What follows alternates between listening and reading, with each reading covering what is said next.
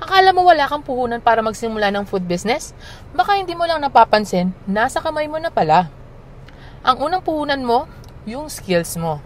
Marunong ka bang magluto kahit na isa, adobo, turon, kung ano pa man. That's your edge. May ibang tao, wala niyan. Pangalawa, oras mo. Kung nasa bahay ka at kahit meron kang 1 to 2 hours lang sa isang araw, pwede mo na yung i-invest para mag-test ng recipe, gumawa ng costing o magbenta online. Pangatlo, relasyon mo. Kamag-anak, kapitbahay, kaibigan, yan ang unang customers mo.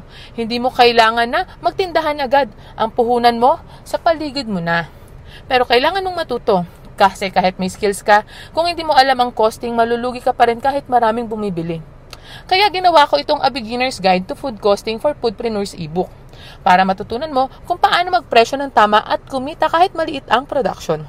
Para sa mga foodpreneurs na ready nang i-treat ito bilang tunay na negosyo, check mo yung link sa comment section.